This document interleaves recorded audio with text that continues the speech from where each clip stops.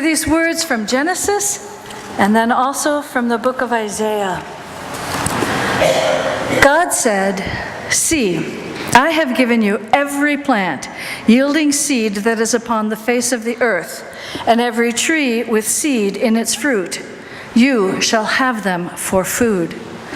And to every beast of the earth, and to every bird of the air, and to everything that creeps on the earth, everything that has the breath of life, I have given every green plant for food."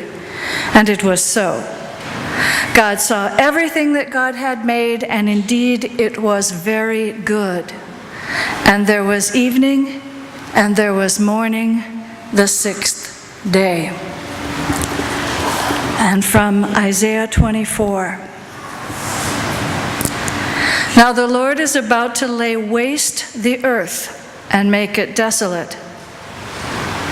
And he will twist its surface and scatter its inhabitants.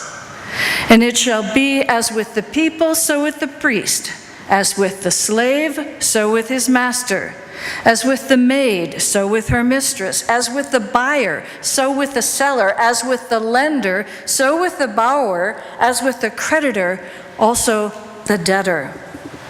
The earth shall be utterly laid waste and utterly despoiled, for the Lord has spoken this word. The earth dries up and withers. The world languishes and withers. The heavens languish together with the earth. The earth lies polluted under its inhabitants, for they have transgressed laws, violated the statutes, broken the everlasting covenant. Therefore, a curse devours the earth, and its inhabitants suffer for their guilt.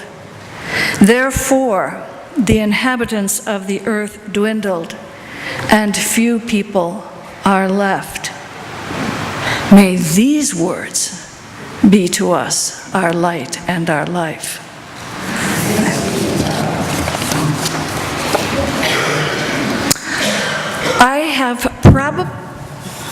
I have probably watched the movie Independence Day way too many times. Directed by Roland Emmerich, it's a real go-to movie for me. But then so is another Roland Emmerich movie called The Day After Tomorrow. On the surface, Independence Day is a classic alien invasion story. An alien race positions 15 huge spaceships over major cities of the world and proceeds to destroy them. A ragtag remnant, which somehow manages to include the American president and Area 51, don't ask, succeeds against all odds to take out the mothership and stop the invasion. But on a deeper level, this is an ecological disaster movie. Why do I say that? I mean, aside from some lines given by one of the main characters about saving the planet, consider this.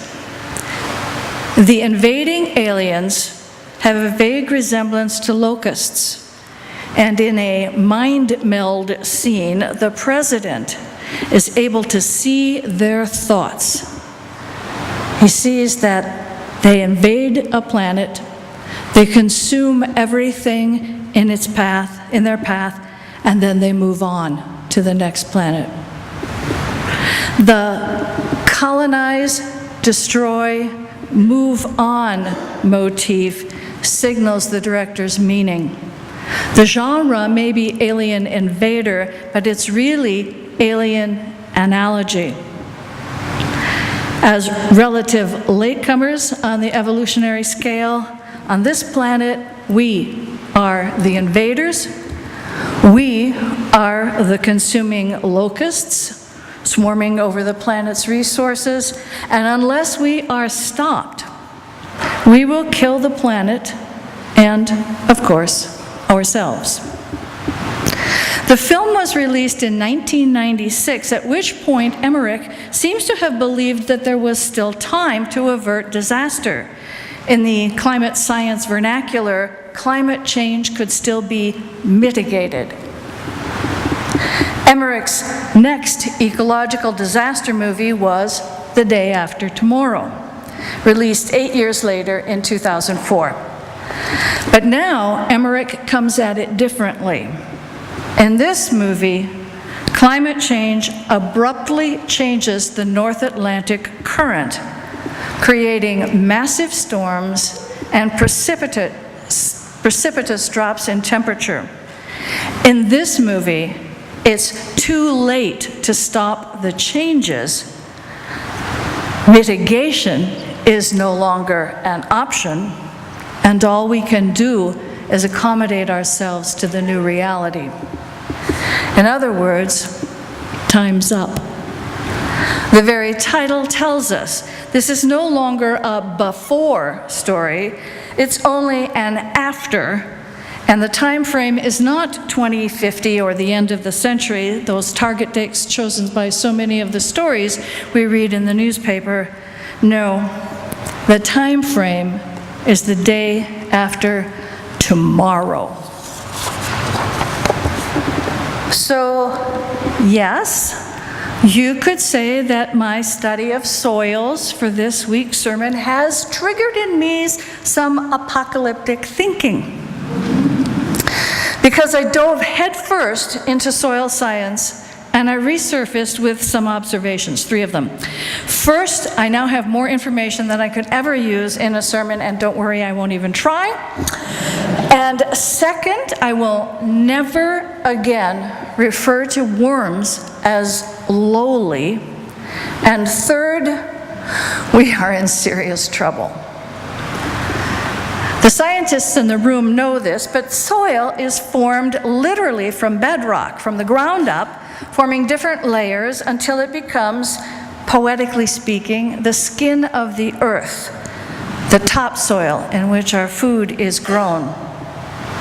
There are 25,000 different soils in just the United States alone, and Minnesota even has its very own state soil, Lester soil. You can Google it. Thank you, Janet, for giving me that tidbit. Soil is the indispensable medium through which planets convert solar energy to human food. It's a complex combination of decaying plants and animals, rock, clay, sand, minerals, water, oxygen, carbon, and microorganisms. A single handful of dirt takes centuries to produce and contain tens of thousands of different species. And if the soil quality is good, it will have at least one earthworm in it. Earthworms, it turns out, are anything but lowly. They make soil by slowly plowing, breaking up, reworking, and mixing dirt derived from fresh rocks and with recycled organic matter. Specifically, this is where I went down the rabbit hole, worms feed by extracting nutrients from material they are burrowing through or by bringing plant material down into the burrow with them. And as they tunnel, they produce castings, waste material, containing lots of bacteria and nutrients that have passed through their gut and from there back into the soil. Now, if anyone in seminary had told me I would be preaching about earthworm poop, I would have thought they were stark raving mad. Okay, so, but even with the help of these exalted creatures, it takes centuries to build up just 1 inch of topsoil. And we are losing it faster than we can replenish it, making soil a non-renewable and rapidly depleting resource. We are approaching a scenario not unlike that described in today's reading from Isaiah. Over the past 40 years, nearly a third of the world's cropland has become unproductive, and fertile soil is being lost at a rate of 24 tons a year. Over 60% of irrigated land suffers from salinization, and 20% of irrigated land has been abandoned altogether. The culprit? Industrial agriculture. Industrial agriculture has degraded and eroded soils across the world through an over-reliance on monoculture, a high-yield agricultural practice where you plant the same thing in the same field over and over. Monocultures damage soil ecology by depleting and reducing the diversity of soil nutrients, which increases the crop's vulnerability to disease. The result is increased dependency on chemical pesticides, fertilizers, antibiotics, and genetically modified organisms. Industrial agriculture is a major contributor to climate change. About 24% of greenhouse gas emissions come from agriculture, encompassing methane from livestock, nitrous oxide from fertilizers, carbon dioxide from on-site machinery and fertilizer production, and land use changes. At every point in the industrial food system, chemical fertilizers, pesticides, farm machinery, food processing, packaging, and transportation is dependent upon oil and gas inputs. 19% of the fossil fuels that prop up the American economy go to the food system, second only to cars. Or as food writer Michael Pollan has said, when we eat from the industrial waste system, when we eat from the industrial food system, we are eating oil and spewing greenhouse gases. But wait a minute, you may say, hasn't industrial agriculture fed the world? Yes, it has. But heavy tilling, multiple harvests, and abundant use of agrochemicals have increased yields at the expense of long-term sustainability. The amount of grain land under cultivation worldwide peaked in 1981. Remember all that talk about peak oil a couple years back? There's something called peak soil. And in this case, we're talking about the amount of grain under cultivation reached its peak in 1981. But even as lands for grain increased, grain harvests fell. And soil erosion, degradation, and salinization have made soil erosion even worse. Or as Isaiah writes, the earth dries up and withers. The earth lies polluted under its inhabitants. Yeah, but wait another minute. Is it really a case of time's up? Is that really the last word? I don't think so, and it's for two reasons. The first has to do with organic and regenerative farming, which I'm going to say more about in a couple of weeks. The second one has to do with my other deep dive of the week, which was into the Bible. The creation story from Genesis gives us a vision of what God intends, what Matthew Fox once called original blessing. What follows in the rest of the Bible is story after story of how things go wrong and how God acts in and through history to restore that blessing. So when the people are slaves in Egypt, God calls Moses to lead them out. When the people become captives in Babylon, God works through Cyrus to allow displaced peoples to return home. When the Romans kill Jesus, God works through Paul and the apostles to ensure that his teaching lives. Death and evil are operative in the world, but they do not have the last word. We set in motion consequences by the choices that we make, but then God works in and through creation itself to restore God's blessing. The words of destruction in Isaiah are offset by God's own promise uttered in the Genesis story, that creation is good. It is very good.